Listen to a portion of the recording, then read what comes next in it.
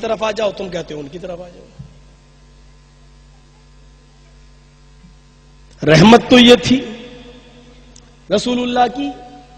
آسنا سادد منم شٹیشوریا گڑنویتا، اس کے اندر 8 بڑی خوبیاں ہوں گی، اور 8 بڑی خوبیوں میں خوبی یہ ہوگی کہ وہ بڑا ہی کرپالو اور دیاوان ہوگا. اس سے زیادہ دیا اور کیا ہوگی کہ حضرت زینب اونٹنی کے اوپر بیٹھی ہوئی ہے، حضرت زینب اونٹنی کے اوپر بیٹھی ہوئی ہیں، اور حضرت علی پیچھے پیچھے چل رہے ہیں. حضرت زینب نبی کی بیٹی ہیں، حاملہ ہیں، پیٹ میں بچہ ہے. اللہ کے نبی آگے آگے ہیں، اور وہاں کافر لوگ نبی کو 100 اونٹوں کے لالچ میں پکڑنے آئے، لیکن نبی ان کو دکھائی نہیں دیے. ان کافروں میں ایک حبار ابن اسود ہے. اس حبار ابن اسود نے تیر لگایا، اور کمان میں وہ تیر لگا کر جیسے ہی اونٹنی کو مارنا چاہا کہ اونٹنی زخمی ہو کے گر جائے گی، تو ہم زینب کو یا علی کو پکڑ لیں گے. ان دونوں میں سے جب کوئی ایک پکڑ جائے گا تو اللہ کے نبی اپنے داماد یا اپنی بیٹی کو چھڑانے کے لیے ضرور آئیں گے. لہٰذا اس نے اونٹنی کو نشانہ لگایا، لیکن نشانہ خطا کر جاتا ہے، اور وہ تیر نشانے سے چوک جاتا ہے. نشانہ اس اونٹنی کے بجائے حضرت زینب کے پیٹ میں لگتا ہے. میڈیا والوں، پوری تقریر لکھو نہ لکھو، صرف یہی ایک واقعہ لکھ دینا، میں کہوں گا کہ میری بات پوری کر دی تم نے.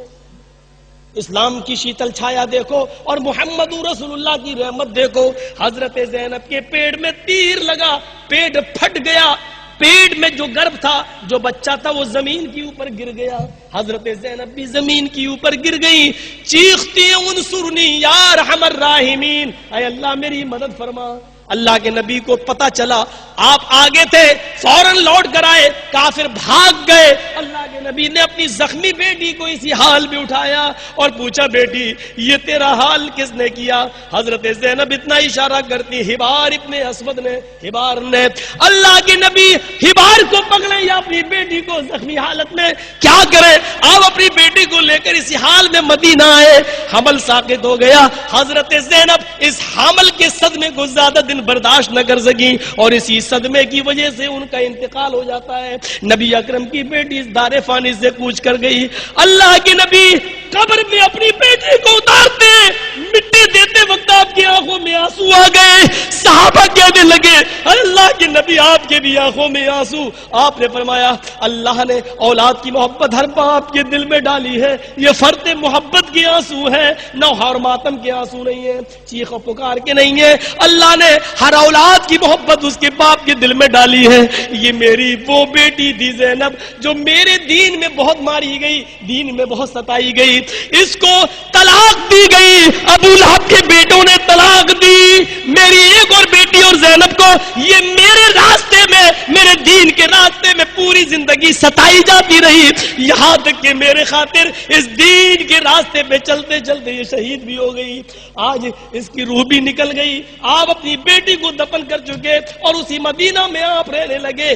10 سال مدینہ میں رہے. پھر 10 سال کے بعد مکہ فتح ہو گیا، اور مکے میں کافروں میں اعلان کرتے ہیں کہ آج تم سے کوئی بدلہ نہیں لیا جائے گا، تم سب آزاد ہو، لیکن ایک ایک آؤ اور اپنے جرم کی معافی مانگو، ہم سب کو معاف کرنے کے لیے تیار ہیں. میڈیا والوں لکھو، میرے نان مومڈن بھائیو ذرا سنو، محمد رسول اللہ اعلان کر رہے ہیں، آئے مجرموں جو 10 سال پہلے ہمیں ستائے تھے اس مکے میں، آؤ اپنے جرم کی معافی مانگو، میں معاف کرنے کے لیے تیار ہوں. جبکہ مکہ آپ کے ہاتھ میں ہے، حکومت آپ کے ہاتھ میں ہے، آپ چاہتے تو سب کو قتل کر سکتے ہیں، لیکن نہیں، عام معافی کا اعلان. ابو سفیان آیا، آپ نے معاف کر دیا. ہند آئی، آپ نے اس کو معاف کر دیا. بڑے بڑے لوگ آئے اور آپ سب کو معاف کرتے جا رہے ہیں. لائن میں سب لگے، آپ آتے گئے، سب آتا گیا اور آپ اس کو معاف کرتے گئے. اسی لائن میں دھیرے دھیرے حبار ابن اسود کا نمبر بھی آیا. حبار ابن اسود سامنے کھڑا ہے. آپ نے پوچھا، تم کون ہو اور تمہارا جرم کیا ہے؟ اس نے کہا، آئے محمد ابن عبداللہ، میں کس زبان سے بتاؤں کہ میرا نام کیا ہے اور میرا جرم کیا ہے؟ آپ نے فرمایا، اتنی لمبی مدت میں تمہیں پہچان نہیں پا رہا ہوں، 10 سال مدینہ رہ کے آیا ہوں، مجھے معلوم نہیں ہے کہ تم نے کیا جرم کیا ہے اور تم کون ہو؟ اس نے کہا، آئے محمد، میں حبار ہوں اور میرا جرم یہ ہے کہ میں نے آپ کی بیٹی حضرت زینب کے پیٹ میں تیر مارا تھا. پیڑ کا بچہ گر گیا تھا، حمل ساقط ہو گیا اور مدینے جانے کے بعد آپ کی بیٹی اسی صدمے میں انتقال کر گئی۔ اللہ کے نبی بیٹھے تھے، آنسوؤں کا سیلاب جاری ہو گیا، اٹھ گئے اور کھڑے ہو کر کہنے لگے، آئے ہی بار مجھے میری پوری زندگی میں جتنا ستایا گیا، اگر وہ تکلیف ترازو کے ایک پلڑے میں رکھ دی جائے اور اس ایک دن کی تکلیف جس دن میری بیٹی، میرے زخمی بیٹی میرے ہاتھ میں آئی اور میں نے اپنی بیٹی کو سہارا دیا، اس ایک دن کی تکلیف جو مجھے پہنچی، اگر وہ ایک تکلیف ترازو کے دوسری طرف رکھ دی جائے اور پھر ترازو اٹھائی جائے تو میری زندگی کی ساری تکلیفوں کا پلڑا اٹھ جائے گا اور اس ایک دن کی تکلیف کا پلڑا بھاری ہوگا جو تو نے مجھے پہنچائی۔ آئے ہی بار تو مجھ سے معافی مانگ رہا ہے، آئے ہی بار دل تو نہیں چاہتا کہ میں اپنی بیٹی کے قاتل کو معاف کروں، لیکن اس چوکھٹ سے کوئی نا امید ہو کر نہیں گیا اور میں نے سب کو معاف کرنے کا وعدہ کر لیا، اس لیے وعدہ خلافی بھی کرنا مناسب نہیں۔ میری بیٹی کے قاتل اب تو جلدی میری نظروں کے سامنے سے دور ہو جا، جب تک تو میری نظروں کے سامنے رہے گا میری بیٹی کی تڑپتی ہوئی لاش مجھے یاد آتی رہے گی۔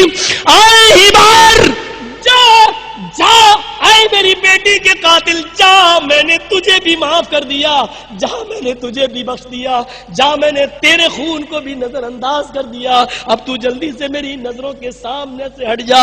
اپنی بیٹی کا قاتل موجود ہے، حکومت کے مالک خود ہے، سپہ سالار خود ہے، خلیفہ امیر المومنین جو چاہو کہہ لو، سب کچھ چیف منسٹر خود، سردار، سب کچھ آپ ہے، لیکن اس کے باوجود آپ کہہ رہے ہیں جا میں نے تجھے